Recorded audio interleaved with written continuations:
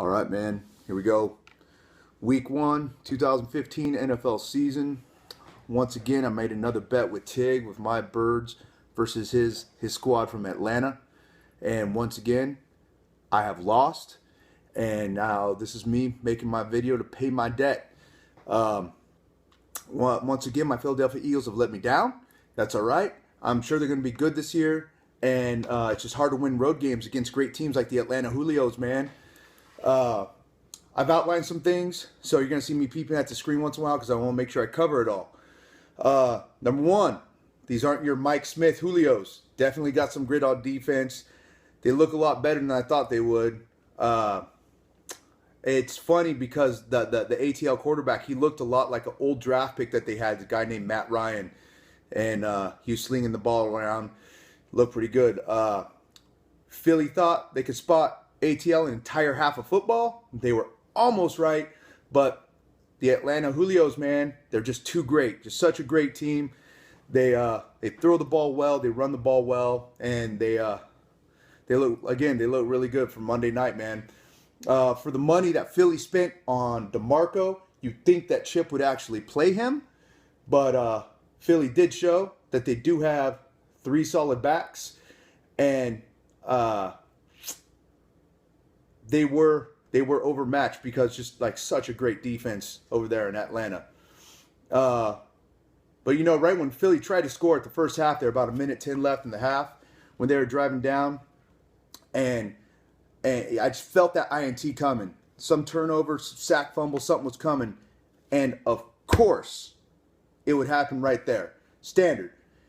This is mainly due to Philly not controlling the line of scrimmage, as well as just flat out playing against a great defense.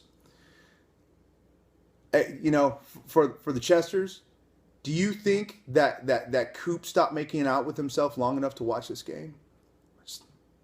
I was curious because he didn't say much about it. I'd like to give it up to 52-year-old Roddy White, playing in his 31st NFL season. That, kids, is what the human body can do when you lay off the berry. Got to lay off the berry. Speaking of berry, you know Dre was thrilled seeing Atlanta and Philly put up all them fantasy points. You know, Barry's been pretty quiet past couple days, man. Work, school, marriage. Personally, I thought there was a lot of flags thrown. I thought the refs were trying to do their job way too hard. Both squads, especially on Philly's 150-yard drive. I thought that was a little bit much.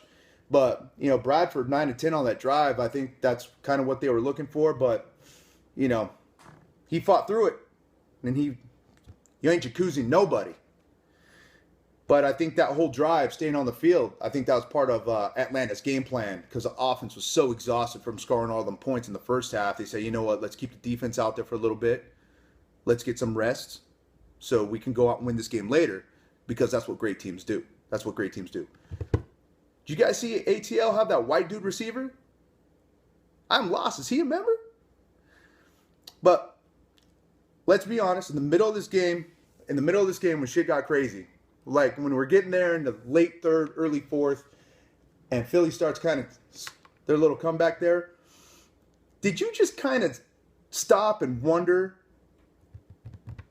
like how exactly was it going to happen that the corpse of Bridesmaid would lose his matchup this week? Because it was killing me right at like the commercial break between the third and fourth. And close this out, because I can't stop talking about such a great team over there in Atlanta.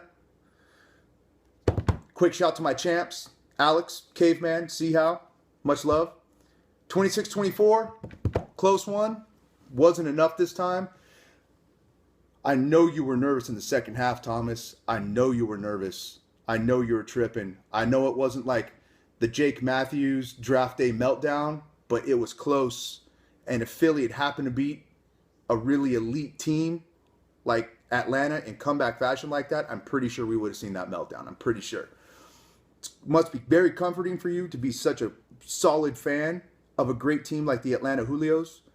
And hopefully for me, for you, and for everybody else involved, I hope we get to see each other again in January. I'll see you guys later when I don't make another video. Much love. Happy 2015.